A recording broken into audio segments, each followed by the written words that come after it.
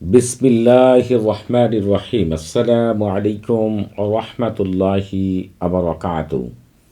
আলহামদুলিল্লাহ ওয়াসসালাতু ওয়াসসালামু আলা রাসূলিল্লাহ।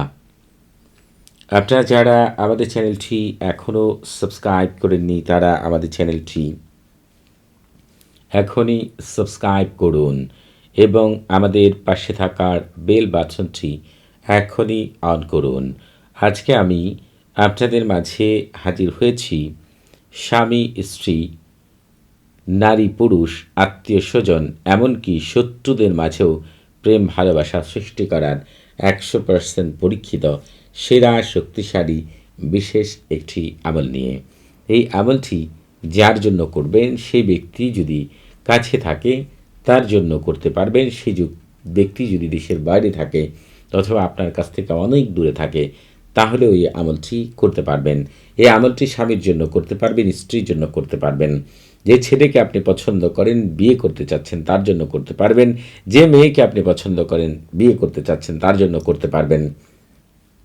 আত্মীয় স্বজনদের মধ্যে যদি কারোর সাথে কারো সম্পর্ক খারাপ থাকে অথবা আপনার পরিবারের মধ্যে যদি কারোর সাথে কারো সম্পর্ক খারাপ থাকে, এমনকি যদি কোনো ব্যক্তির সাথে আপনার শত্রুতা এমন পর্যায়ে পৌঁছে গিয়েছে সে আপনার জানের শত্রু, তার জন্য আপনি এই আমলটি করতে পারবেন।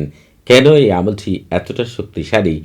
এর আগের ভিডিওতে দেখেছেন যে উড়ন্ত সামহরাস, জিনদের যদি কেউ অবাধ্য হয়, কোনো খারাপ কিছু করে, তার যে বিচার করে থাকে সে জিনদের রাজার নাম হচ্ছে শামহুরাস। সে চোখের পলকের মধ্যেই, এক কথায় বাতাসের মধ্যে তার ক্ষমতার সর্বোচ্চ ক্ষমতার বিস্তার রয়েছে। এজন্য এই জিন রাজাকে বলা হয় উড়ন্ত শামহুরাস। ঠিক তার অনেকগুলো বিশেষ খাদেম রয়েছে, এই সংকেতগুলোর মধ্যে ওই খাদেমগুলোর সংকেত রয়েছে। আপনারা পুরোপুরি হয়তো বা বুঝতে পারবেন, এখানে বুঝতে একটু অসুবিধা হতে পারে। এখানে দেখবেন 3টা আলিফ নুন, এরপরে 3টা আলিফ নুন, এটি বুঝতে অসুবিধা হতে পারে। এর জন্য আমি পুনরায় আপনাদের বলে দিয়েছি। ঠিক এখান থেকে শুরু করে এই পর্যন্ত সম্পূর্ণ বিষয়টি হচ্ছে এখান থেকে বলতে হবে, কারণ হচ্ছে আল্লাহ তাআলা আগে, আল্লাহুম্মা মানে হচ্ছে হে আল্লাহ। এখান থেকে শুরু করে এই পর্যন্ত হচ্ছে এই জিনদের রাজা শামহুরাসের বিশেষ খাদেমদের সংকেত, অর্থাৎ এরা প্রত্যেকেই জিন এবং বাতাসের মধ্যে এদের ক্ষমতা অত্যন্ত বেশি এবং চোখের পলকের মধ্যেই বাতাসের মধ্যে অনেক কিছুই তারা করে ফেলতে পারে। আমি আপনাদেরকে যেটি বলবো, যে কোনো পাতলা কাগজের মধ্যে আপনাদেরকে যেটি করতে হবে সেটি হচ্ছে তালসামটি ঠিক এখান থেকে শুরু করবেন, এখান থেকে শুরু করে এই পর্যন্ত লিখবেন। এখন তবে এটি লিখবেন একমাত্র শুক্রবার, একেবারে সূর্য ওঠার পর থেকে মাগরিবের নামাজের আগ পর্যন্ত, অথবা এশার নামাজের পর থেকে রাত 12টা পর্যন্ত, এর মধ্যেও আপনারা লিখতে পারবেন। যদি এশার নামাজের পর থেকে রাত 12টা পর্যন্ত লিখেন তাহলে বৃহস্পতিবার দিন থেকে লিখা আপনাদেরকে শুরু করতে হবে। পাক পবিত্র হয়ে উজু করে জায়নামাজে বসে কেবলামুখী হয়ে মুখে মিষ্টি জাতীয় জিনিস নিয়ে চেষ্টা করবেন জাফরান কালি দ্বারা লিখার জন্য। অন্য কালি দিয়ে লিখবেন না, দয়া করে জাফরান কালি দিয়ে সুন্দর করে চমৎকারভাবে আপনারা লিখবেন। লিখার পরে যারা আরবি পাঠ করতে পারেন না বা আরবি লিখতে পারেন না, আরবি বুঝেন না, তারা যেটি করবেন নিজ দিয়ে এই পর্যন্ত, এখান থেকে এই পর্যন্ত লিখার পরে নিজ দিয়ে এগুলো লিখার দরকার নেই, বাংলাতে লিখবেন হে আল্লাহ, এই নামগুলোর ওসুলায় অমুকের ছেলে অমুককে অথবা অমুকের মেয়ে অমুককে, অমুকের ছেলে অমুকের প্রতি আকৃষ্ট করুন অথবা অমুকের মেয়ে অমুকের প্রতি আকৃষ্ট করুন, উত্তেজিত করুন, প্রেমে পাগলপাড়া করুন, বন্ধুত্ব সৃষ্টি করে দিন, অফুরন্ত প্রেম ভালোবাসা মহাব্বত ঠেলে দিন।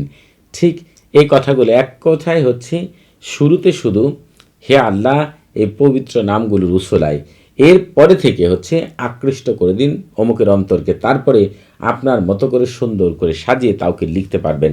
কিন্তু যারা আরবি বুঝেন তারা যদি আরবিতে লিখতে চান তাহলে আল্লাহুম্মা থেকে শুরু করে এই পর্যন্ত কালবা পর্যন্ত লিখার পরে এই যে ফালান শব্দটি রয়েছে, যারা স্বামী অথবা পছন্দের ছেলের জন্য অর্থাৎ ছেলে মানুষের জন্য আমল করবেন তারা ঠিক এই জায়গাতে এই ফালান শব্দটি উঠে গিয়ে তার নাম বসবে, এরপরে বিন বসবে, এই ফুলানাতুন স্থানটিতে তার মায়ের নাম জানা না থাকলে বাবার নাম, মা বাবা কারো নাম জানা না থাকলে হযরত আদম আলাইহিসসালাম অথবা হযরত হাওয়া আলাইহিসসালাম লিখবেন।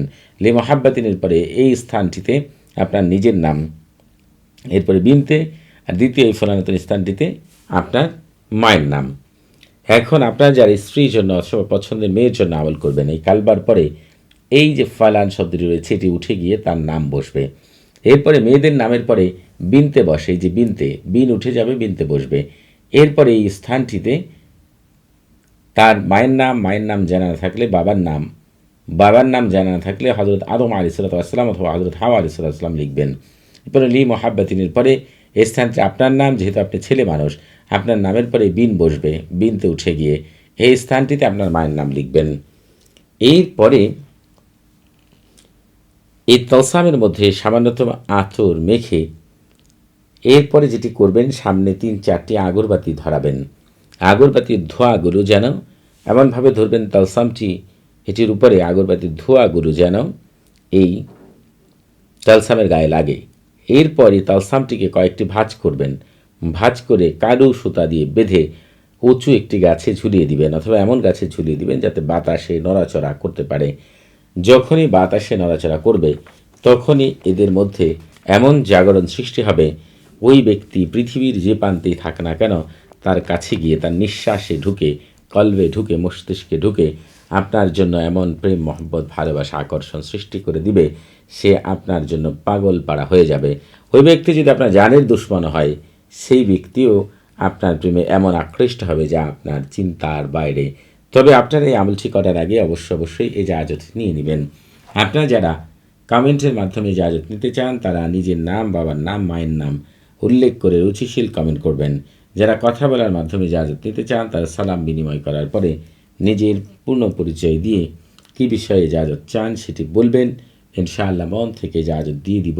প্রতি শুক্রবার এবং শনিবার সকাল 9টা থেকে রাত 11টা পর্যন্ত এই নাম্বারে কথা বলতে পারবেন। নামাজের সময় নাম্বারটি বন্ধ থাকে, সেদিকে খেয়াল রাখবেন। সবাই ভালো থাকবেন। আসসালামু আলাইকুম ওয়া রাহমাতুল্লাহি ওয়া বারাকাতুহু।